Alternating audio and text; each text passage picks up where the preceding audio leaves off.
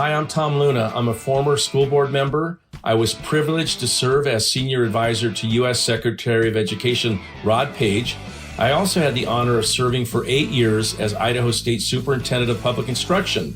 During that time, I also served as president of the Council of Chief State School Officers.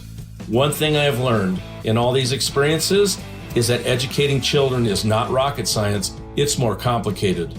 On my podcast, Swimming Upstream, we will visit with courageous leaders who challenge the prevailing tide and inspire all of us to swim against the current. Let's jump in. Hello, we are here with the Strategist Podcast Network from ASU GSV 2026 in beautiful San Diego. And today, as my guest, I have Dr. Molly Hart, who is the State Superintendent of Education for the great state of Utah. And Molly, it's great to have you on with us today. Absolutely fabulous to be here. Yeah. Well, just getting started with background. You have described yourself as a first-generation college student. And this is kind of paraphrasing, but your family relied on the high quality of the education system, Yes. right? And did not engage necessarily with that as much as what maybe one thinks could happen, Yeah. and we see that now. But talk about that as kind of that foundation of your journey in education. Oh, I love talking about that. I grew up in rural Michigan and a small town, but the town was headquarters for Dow Chemical Company. And so they had a lot of resources, and the high school had a lot of resources. The whole school system did, even though it was relatively remote and or at least rural. And my parents were younger, and my mother saw a public service announcement where I think it was Reading Rainbow or something, where readers are leaders. And so she decided, she remembers seeing it. She was folding laundry, and she says, Molly's going to be a reader. And so she took a blanket, put it over my head, put me in the back of the car, and took me to the library when I was very little. And there were all these books. And anytime I wanted to go to the library, she would take me. But she did not go to the library. She did not read. She could read, but she was working. My dad was a welder, and she had a couple of different jobs. And they sent me to school. Actually, in kindergarten and then first grade, my teacher, Miss Montos, pulled my mother aside and said, Vicki, you need to send Molly to school every day. And my mom said, I really like spending time with my girls. She says, no, it's really important. And my mom took that to heart. And so she made sure I went to school. She would tell me to go outside and quit reading those books sometimes and go play, get the stink blowed off you. But really just didn't participate, but made sure I was there and I did what I was supposed to. And my dad in the 6th grade said, Molly, I can't help you with this. You need to get somebody to help you that understands this math, whatever you're learning. And so, it was an interesting now, I talk to parents who are very, very, very involved, and then other parents who want to be involved. And there's such a span. And that's why I believe with all of my being in the power of education and the importance of public ed. And public ed can take so many different, it's not traditional schools necessarily. Public ed is what's available at no cost to families in a community. And those two things mean the absolute world to me. Yeah. Well, and in your path that you went to Georgia, Yes. you landed in Georgia, I and did. then from Georgia, you came to Utah. I did. So talk about that. And you have said that Utah, you thought that was going to be a short stop, It was going to be a short. and obviously that has changed. So Yeah, talk about that a little. So after graduating Michigan State University, my husband and I, his job took him down to Georgia, and that's where I became a teacher. I was a social worker for a short time first. You couldn't major in education at Michigan State if you had a part-time job. You had to quit all your jobs to do your student teaching and your education because you had to do you were so involved, and I paid my way through. Mm. So I majored in family consumer science, home economics, basically, Okay. social work, um, human ecology. And then when I finished, I moved to Georgia. My husband had a job and entered into a master's teaching certification program and immediately and became a certified teacher. So I'm really I believe in that alternate route to licensure. Right. Just loved it. Was part of a grow your own um, teacher or grow your own administrator program in Columbus, Georgia, right outside Fort Benning, and found myself principal of a school. And then my husband had an opportunity out west in Utah with his job, and we wanted our kids to see another part of the country, and so we moved out to Utah, and we just fell in love with it. It's a small state, small government state, Yep. and I found in education, and became a principal there, and I found that small state such as Utah, really had more agility, Yeah. a little bit more freedom because they're small, because they kept that kind of small. I loved my experience in Georgia. Totally different education scene because it's larger, more bureaucratic. Um, it just moved slower.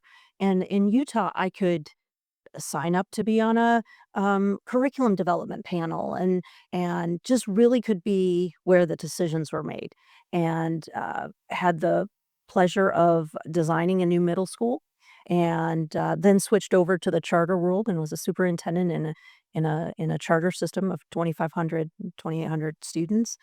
I i just found that Utah um, really could once Utah sets their mind to something, they can get it done. And it's the biggest small town you've ever been in. Yeah. But it's got the rural, urban, not Right. urban because Salt Lake City it's not Atlanta, but um it's very different than say down southern Utah, where it's very rural. But even in Salt Lake City, and I've been there enough, you can get from one side of the city to the other in Exactly. less than 30 It's a minutes. big It's small not like town. Atlanta, right? No, Yeah. it's nothing like it. So I absolutely love Utah. I love everything about it. I love where it's going in education. Um, I was on the board first. I was a principal. Um, spent 25 years as a principal, mostly in middle school, and um, uh, I was frustrated with licensing. I felt like it was too many hoops to jump through. And a senator said, "You should run for the state board. It's fine. It's just a couple of days a month." Yeah, right. Yeah, not quite just a few days a month, but loved it. Loved it. Ran in 2020, ran in 2024, um, uh, both times. And then when the superintendency opened up, I was getting ready to prepare the um, work on the process for selecting a new superintendent. And someone said something to me like, "Are you're gonna apply, right?" And I hadn't thought about it. I was getting ready to, how the board was gonna do. And I called the board president and said, "I'm out. You're gonna have to figure this search out because I'm gonna apply as an applicant." And Wow. and here we are. And here It's we are. almost 1 year later. Almost a year later. Yeah. Which, someone coming into that role with the experiences that you've had, it's not everyone can say they've been in all of those seats in education. Um, how does that shape your day? What are the parts of being in the school that you miss? You mentioned earlier before we started about the cafeteria. Talk about that a little bit. Cafeteria. I miss the cafeteria badly for many reasons. I miss it because one, this notion of having to stop what you're doing, get in your car, drive somewhere to eat. I just don't have time for that. But two, because that's where the students and the teachers um, really are. Like they let down their guard, and then that's the communal space, and a lot happens, and good conversation, and I just really I just really miss interacting with students, and that is probably the singular most difficult piece of being a state superintendent is you miss the kids. I don't know any principal that doesn't fantasize about going back to the classroom regularly, and I'd put myself in that category too. I believe in what happens in that classroom.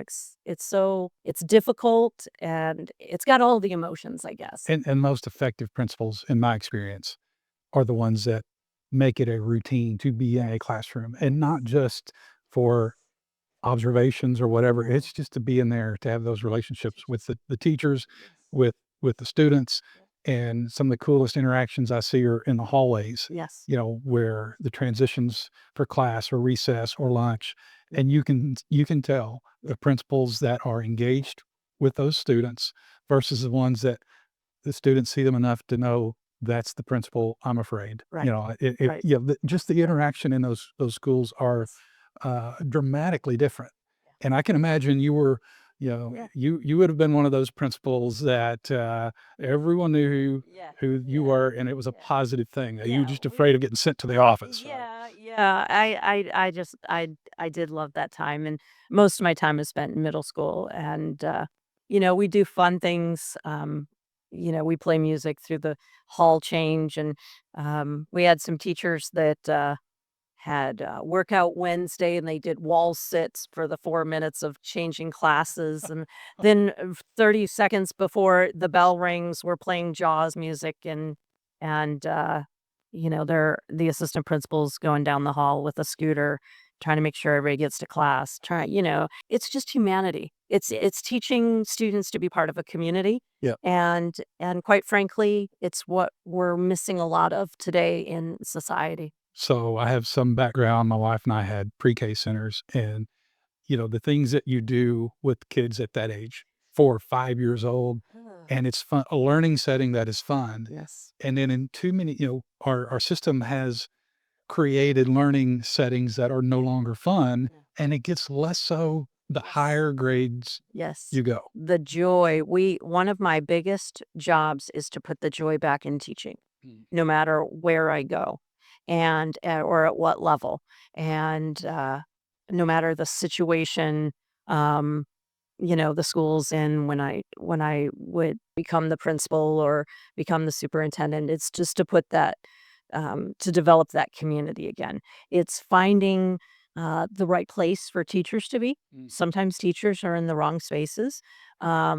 Sometimes they've forgotten the why. Parents are maybe disconnected sometimes, and just by connecting them with the teachers and getting people to speak the same language, Right. that relights the spark. Even at a state office, re redefining what your mission and creating a vision that everybody shares as legislature or policymakers give you a new mandate and you've got to adjust. It's finding that sweet spot, that joy. um it goes back to finding the why and and redefining that and keeping that the North Star so that people can it's not playing around on their job or with their job, but it is a playfulness. It's a serious business, that you have to have still a sense of wonder and curiosity Yeah. in order to make it magical. That's why I have a hard time with educational research, quite frankly, is we think we're going to find a silver bullet, and we think we're just going to be able to pull it up by the roots in one place and plop it down somewhere else, and it's just going to grow and flourish. And that's not it. You gotta grow it. You gotta cultivate, you gotta find the seeds, and I mix metaphors all the time, but you've got to uncover the essence of that school or that system or that state or that initiative, and then you've gotta nurture it. You can't plug and play in education, Yeah. Yeah. and I think that's where we're struggling. Yeah, and the history of a state and a region and a community has so much bearing on what the education system looks like, and it's so true. What works in Arkansas may not work in Utah, and vice versa. But there are basic elements that we know have to be there, and that's great teaching and students that are engaged. And so, but then, it sounds like I'm saying really two different things, but I feel like we've forgotten those things. So at the same time that you have to um, grow it place-based, you also have to honor what we know and take it very seriously about education. Um, I'm concerned about the level of knowledge that our students walk away with, and whether our instruction is dense, like instructionally dense. Don't engagement is not just a smile on somebody's face. Engagement means you were tasked with something that is at the very edge of your ability, and you've made some distance. And it's that whole try again. Yeah. If first you don't Yeah. succeed, it's everything you need to know you learned in kindergarten. Um, and you get students from point A to point B, and they realize that they can do more than they could. That's why those teachers that people feared, but then after the year's done, they love them.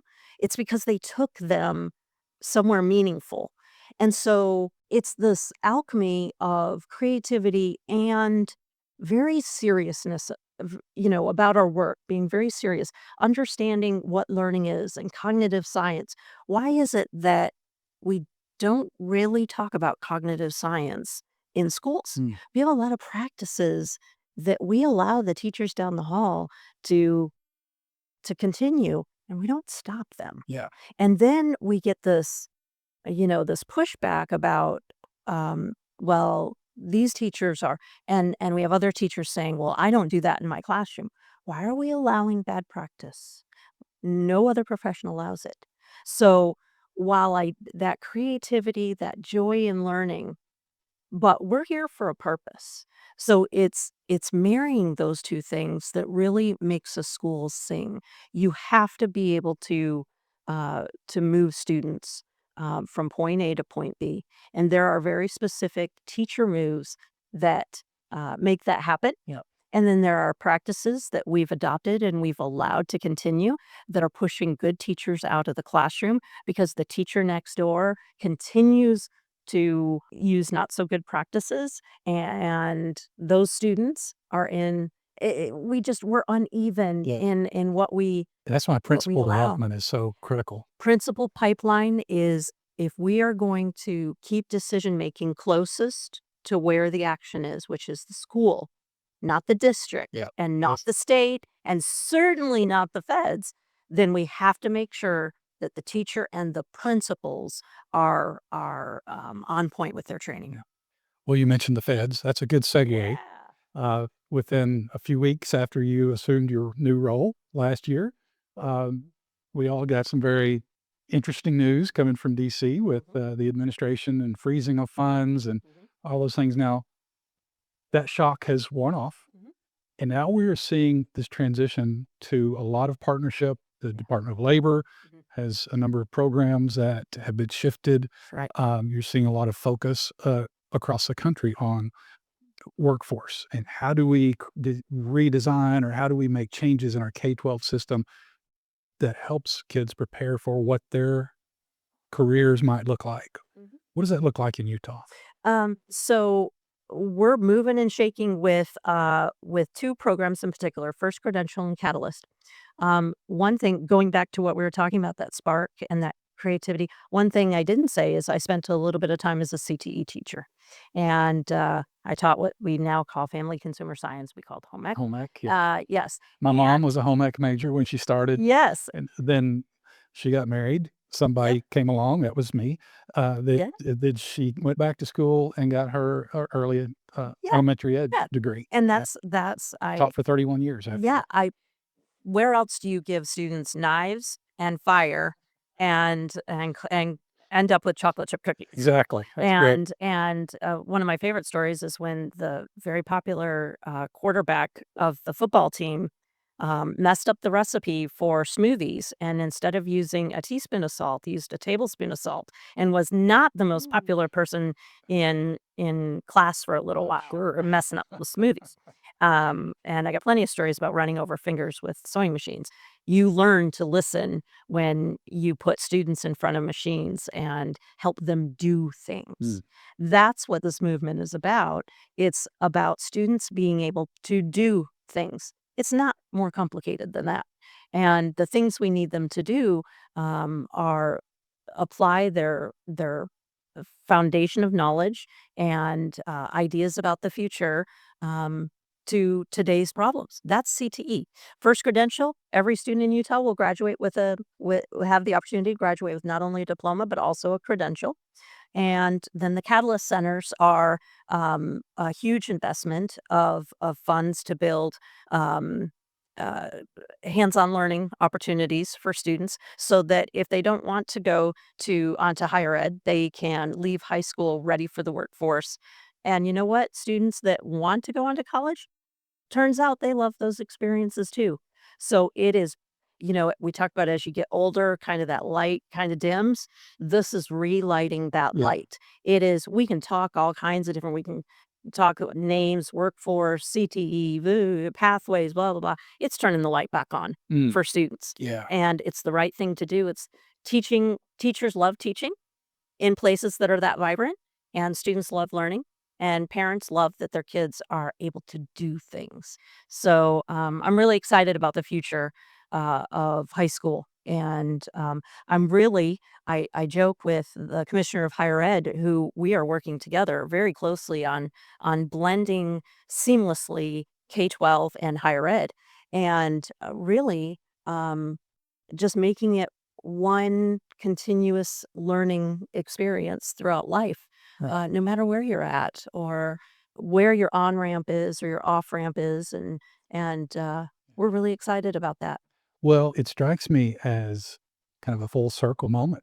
You referred to your dad being a welder, I know. and now we have kids that when they come out of high school, they have a welding certificate, and Yep. they can go straight in and they can make Yep. good salaries. And the best pilot is a person that's been an airline mechanic. My doctor that delivered my babies was a nurse before she was a doctor. Um, the people that understand the foundation, the root, and have such a complete understanding of the profession that they're in, it makes a difference that I was a social worker before I was a teacher. I We need more crossover like that. We need more depth of understanding. Um, you know, remember what 8 years ago, we told all our kids to learn to code. Yeah. Do they need to learn to code now? That haunts me. As we create programs for the future, we need to make sure that we're building their foundation, not setting them on a path that's narrow. So when we talk about CTE or workforce, we're not training for a job. We are building a foundation so that those possibilities are open. So, Yeah. Well, you mentioned this earlier, and it can be a bit of a controversial topic, school choice. oh yeah. But you've made some very interesting comments about school choice that maybe traditional educators don't necessarily hold that. I mean, we've Right. been through those battles. I was in the legislature in Arkansas. That there's still school choice is a hot topic, Mhm. but you've made some very interesting observations about what school choice can be that doesn't fit into that all or nothing Yeah. zero sum game that a lot of people say. Talk about that a little bit. What that looks like Yeah. for your state. I believe in school choice. I have nothing.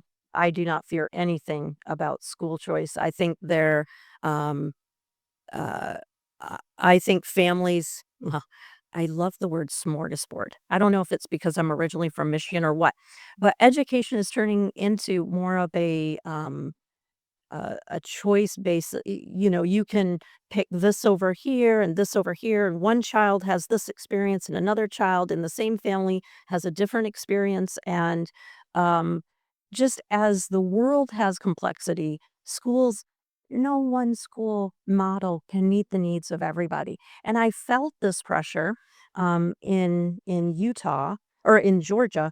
We wanted our one of our elementary schools wanted to become an IB elementary school.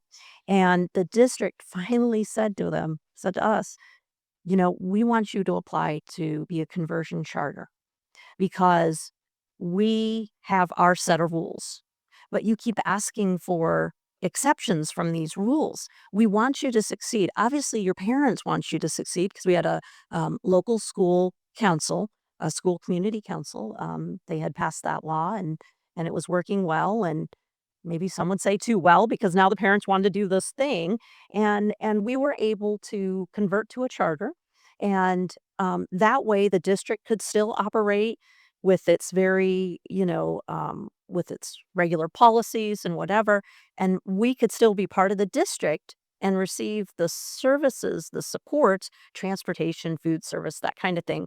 But we could model our program to meet the needs of the students and what the parents wanted. That to me was so eye opening. And then um, I think there's room for everyone. And in Utah, we have Utah Fits All, and students can get an amount of money and they can put it towards the things they want. Local districts can also receive UFA money. They can sign up and they can um, put out on the marketplace their extra seats in an AP class that they couldn't fill otherwise, or in a dual immersion class, and they receive funds with no strings attached, and the student has a place for what they need. And oh, what is the harm in that? And people say it weakens our school systems. Does it? Does it? Or does it force you to confront a different reality? And how can it be weakening if a student is receiving an education um, in a way that makes sense for them and their family? How can that be? And maybe it creates other issues that we need to address, sure, but at its base, a student and a family is getting what they need for the student to be successful.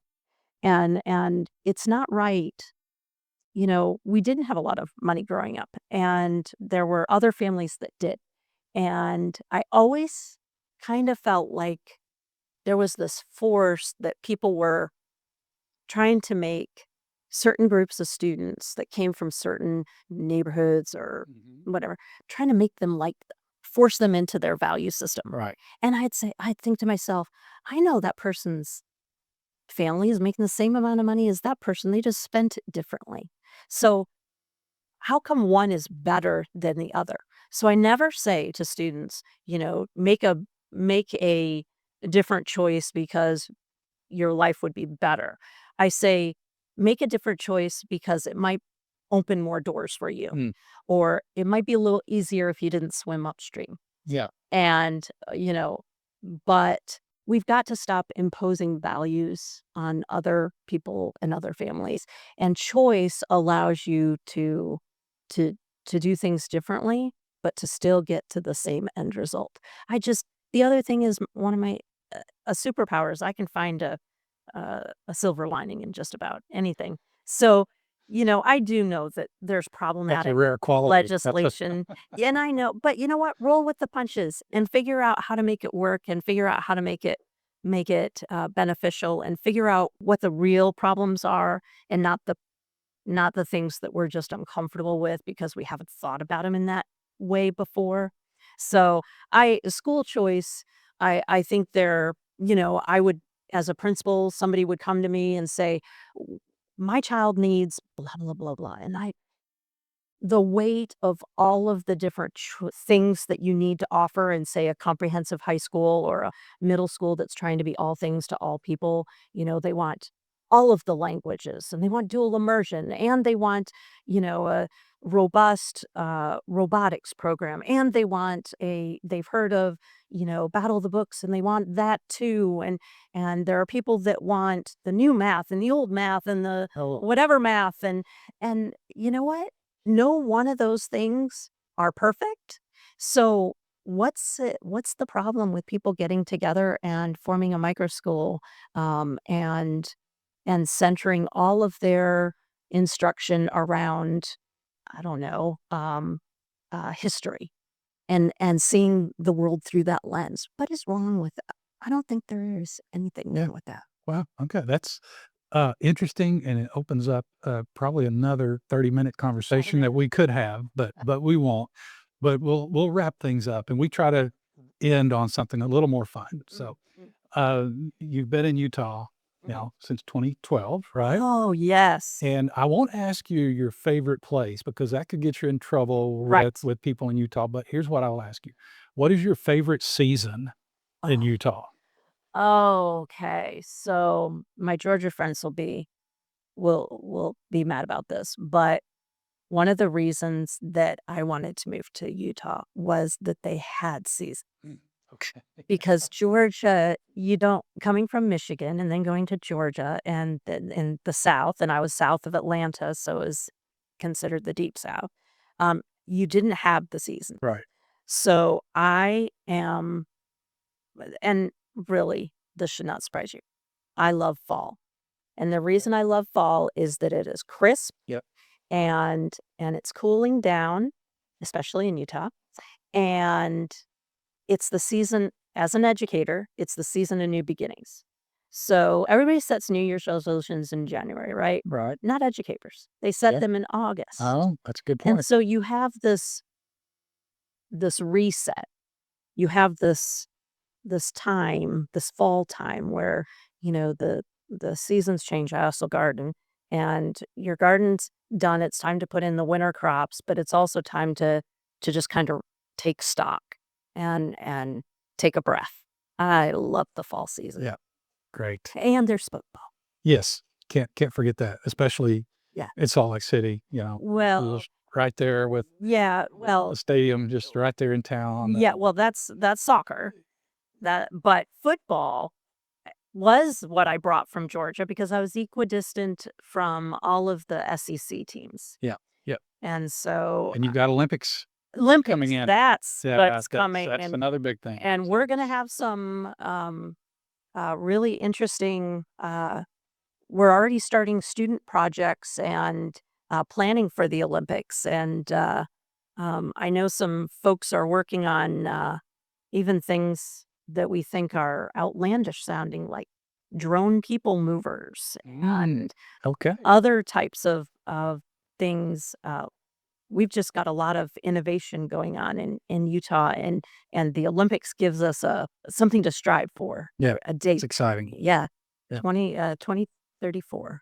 Well, thank you Yeah. for being with us today. Hope Thank you. you've enjoyed the conversation. Hope you enjoy the rest of the conference. Oh, yes, there are so many people here with so many great ideas. Yeah. And we've enjoyed having Dr. Molly Hart, State Superintendent of the state of Utah.